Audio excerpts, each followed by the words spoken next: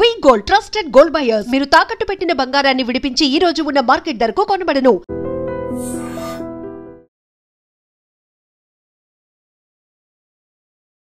Welcome to Edream news. This is Pawan. Present అయితే నిన్న భారీ వర్షాల కారణంగా మెయిన్ రోడ్లు మొత్తం బ్లాక్ అయిపోయి మ్యాన్ హోల్స్ మొత్తం నిండిపోయి ట్రాఫిక్ దాదాపు 3 గంటల ప్రయాణం చేసే ఆ విధంగా ట్రాఫిక్లు ఉండడం జరిగింది కదా. సో సిటీలో గచ్చిబౌలి ఇలాంటి మణికొండ ఇలాంటి ఏరియాలలో బాగానే అపార్ట్మెంట్స్లలోకి నీళ్ళు వచ్చింది, కానీ అందరూ దాని గురించే మాట్లాడుతున్నారు. కానీ ఇక్కడ చిన్న చిన్న గుడిసెల్లో ఉండి వాళ్ళ జీవనాన్ని ఒక రోజు పూట పనిచేసి కడుపు నింపుకునే వాళ్ళ గురించి అంటే మరి నాకు ఒకసారి వాళ్ళ పరిస్థితి ఎలా ఉంటుందో తెలుసుకోవాలనిపించింది. అంటే అంత పెద్ద పెద్ద బిల్డింగ్లో ఉండే వాళ్ళే ఇన్ని ఇబ్బందులు పడితే ఒకసారి చూడండి మీరు. ఇక్కడ ఇటు సైడ్ పెద్ద బిల్డింగ్స్ ఉన్నాయి, దాన్ని ఆపోజిట్ చూసుకుంటే మాత్రం చిన్న చిన్న గుడిసెలు పరదాలు కట్టుకొని వీళ్ళు ఇక్కడ జీవిస్తూ ఉన్నారు. అంటే మనకి అంత బిల్డింగ్లో ఉన్న వాళ్ళకే వాన పడితే ఎంత పెద్ద ఇబ్బంది కలుగుతుందో ఇప్పుడు వీళ్ళకి అంత పెద్ద వాన ఇక్కడ వీళ్ళకే పడుతుంది కదా. సో వీళ్ళ పరిస్థితి ఎలా ఉంది, అసలు నైట్ పరిస్థితులు ఎలా ఉన్నాయో వీళ్ళని అడిగి తెలుసుకుందాం ఒకసారి. నమస్కారం అమ్మా, చెప్పండి అమ్మా. మరి నిన్న అంత పెద్ద వర్షం పడింది కదా, ఎలా ఉన్నది పరిస్థితి? నైట్ అంతా కూర్చొనే ఉన్నాం, ఇక నైట్ అంతా కూర్చొనే ఉన్నాం, మొత్తం నీళ్ళు వచ్చేసినాయి. మాకు చాలా ఇబ్బంది ఉంది సార్, మీరు ఏమన్నా అనుకోరు కానీ మేము ఎవరు వచ్చినా చెప్పలేకపోతున్నాం మేము. మాకు ఏదన్నా ఒక దారి చూపిదని చెప్తున్నాం. నైట్ అంతా వానకి లేచే ఉన్నారమ్మా? లేచే ఉన్నాం. ఎంతమంది ఉంటారమ్మా పిల్లలు మీరు? నా బిడ్డే, నేను, నా మన్మడు, నా మన్మరాలు, అంతే. సో ఇబ్బంది ఎంతైనా. సో వాటర్ 4 బండలు ఇల్లు అయ్యా, 4 బండలు ఇల్లు, మేము 4 పిల్లలతో ఎట్లుండాలయ్యా. అట్లనే బాధపడుతున్నాం. ఇద్దరు ఇబ్బంది ఉందయ్యా, ఇబ్బంది లేని ఎవ్వరు అందరు ఇక్కడ అంతా వాళ్ళు అయితే పక్కన వాళ్ళు అయితే కట్టెలు పట్టుకొని అట్లే నిలబడ్డారు. నీళ్లు వచ్చినాయి, కూర్చోలేకపోతారు కింద నీళ్ళతోటి, కట్టెలు పట్టుకొని నిలబడ్డారు. ఎంత కష్టమే కదమ్మా మరి. అంత పాపం. ఇక ఈమె అయితే అసలు నీళ్ళు వచ్చి మొత్తం నీళ్ళే మొత్తం వాళ్ళకు ఇంటి నిండా. ఇక గొల్లు వేసి అక్కడ వాళ్ళు కిరాయికి పోయి వాళ్ళ కిరాయికి ఉన్న దగ్గర పండుకుంది, వేరే దగ్గర పండుకుంది. ఇంట్లోకి నీళ్ళు వచ్చినాయని పక్కన వాళ్ళ ఇంటికి వెళ్ళిపోయినారు, పక్కన ఇంటికి పోయి పండుకుంది. మరి ఇంత పరిస్థితి అంటే ప్రతిసారి వానపడ్డ ప్రతిసారి మీకు ఇలానే ఉంటుందమ్మా? ఇట్లనే ఉంటుంది అయ్యా, మరి ఇంకెట్లుంటది, అట్లనే ఉంటాయి. ఏం చేస్తారు మీరు? ఏం చేస్తాం, ఇంక అట్లనే బాధపడతాం. తెల్లని దాకా ఉండి పొద్దుంతా ఊడ్చుకొని జరసేపు ఒరుగుతాం, అంతే. ఏం పని చేస్తారమ్మా మీరు? నేను అయ్యా ఇళ్ళలో పని చేస్తా. ఒక రోజు పని చేస్తేనే మీకు 3 పూటలు తిండి.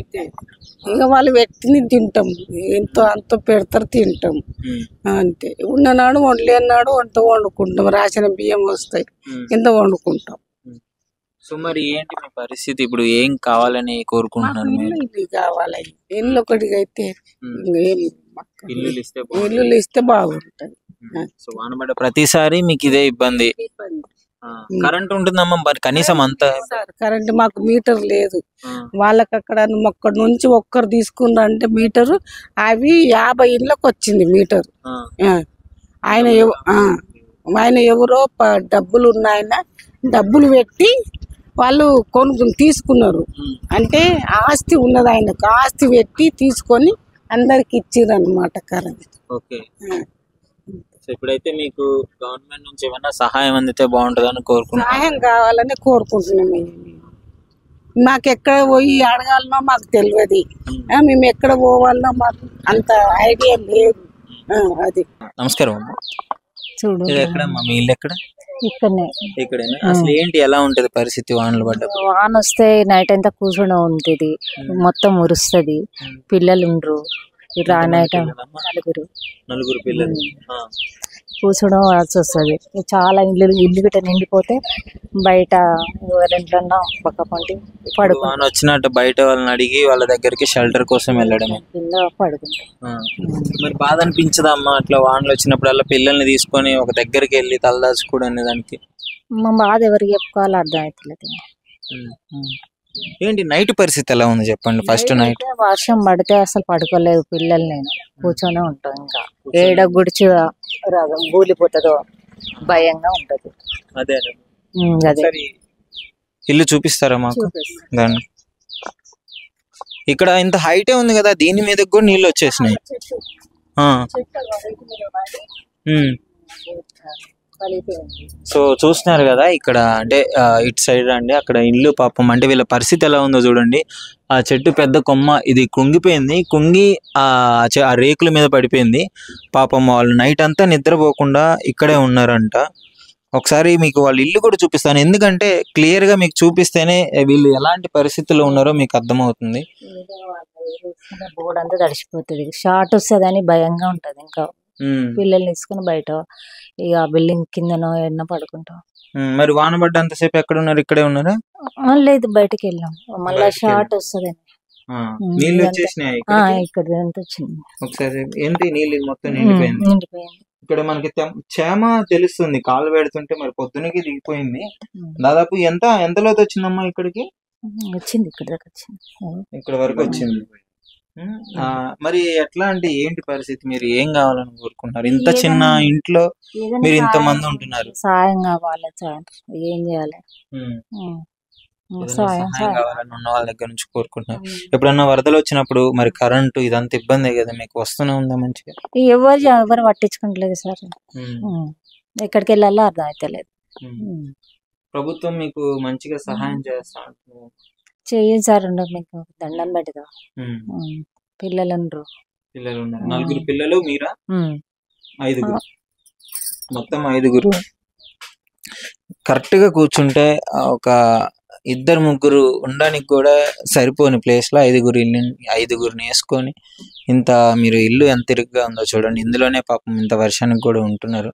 మరి వీళ్ళ పరిస్థితిని అర్థం చేసుకొని కొంచెం గవర్నమెంట్ కనికరించి వీళ్ళకి ఏదో ఒక సహాయం చేస్తే, వీళ్ళకి కొంచెం ఆ ఇండ్లు ఏదో అడుగుతున్నారు అదొక్కటి ఇప్పించే ప్రయత్నం చేస్తే బాగుంటుందని, మొత్తం ప్రూఫ్స్ కరెక్ట్ గా ఉంటే, అన్ని లీగల్ గా ఉంటే, వీళ్ళు దానికి కొంచెం వాళ్ళకి అవగాహన కలిగించి, వీళ్ళకి పాపం ఏం తెలియదు, ఎక్కడికి వెళ్ళాలో కూడా తెలియని పరిస్థితి.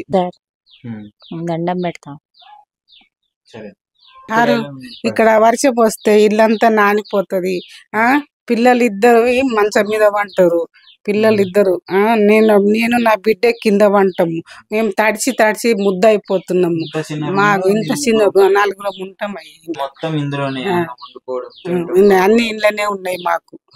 ఇక బాత్రూమ్ కూడా లేవు, ఏమీ లేవు. ఇంత చిన్న రూమ్ లో మేము ఎట్లా ఉంటున్నామో దేవునికి ఎరక. మాకు ఇండ్లు కావాలని చెప్తున్నాయి. చెప్పండి అమ్మా, నైట్ వాన పడింది కదా, సో ఎట్లా ఉంది అసలు, ఏంటి, ఎంత లోతు నీళ్ళు వచ్చినాయి రోడ్ల మీదే? మీ దగ్గర ఎలా ఇడికిడికి వచ్చినాయి, నీళ్ళు వచ్చినాయి, అంతా కొట్టుకుపోయినాయి కూడా. కొన్ని గిన్నెలు అవి కూడా కొట్టుకుపోయినాయి. మాకు కూడా మా వసతున్నంత కాడికి ఇంకా కాపాడుకున్నాం, పెట్టుకున్నాం. అంతేనండి. మరి ఎట్లా ఇంట్లో పిల్లలు ఉంటారు, కరెంట్ ఉండదు, అంటే ఎట్లా ఉంది పరిస్థితి నైట్? ఇంకా కారుతాయి, గుడిసెలు కారుతాయి మట్టగా. మాకెవరు లేరు కూడా, మాది ఎవరు పట్టించుకుంటలేరు కూడా. ఇన్నేళ్ళ నుండి కూడా ఇక్కడ ఉన్నాం కానీ మామూలు ఎవరు కూడా పట్టించుకుంటలేరు. అంతే. పిల్లలు ఉంటారు, చిన్న పిల్లలు ఉండరు. చిన్న పిల్లలు ఉన్నా కూడా ఇంకా మంచాల మీద కూర్చోబెట్టుకుంటున్నాం. మేము ఇంకా కింద నిలబడుతున్నాం. ఇంకేం చేస్తాం చెప్పు, ఇటువంటి స్టూల్ వేసుకుంటున్నాం, దాని మీద కూర్చుంటున్నాం. కూర్చొని ఇంకా వాన తక్కువ అయినాక నీళ్ళు అన్ని ఎత్తి పోసుకున్నాక ఇంట్లోకి పోయి పండుకుంటున్నాం. నైట్ అంతా నిద్ర ఏం లేదు. ఇంకా మాది ఇదే గతి. ఇంకా ఇప్పుడు అంటే ప్రతిసారి ఇంతేనా? ఇంకా మీకు వానబడ్డ ప్రతిసారి ఇలాంటి ఇబ్బందులు? ప్రతిసారి కవర్ అది ఇది కొనుక్కొచ్చుకోవాలి,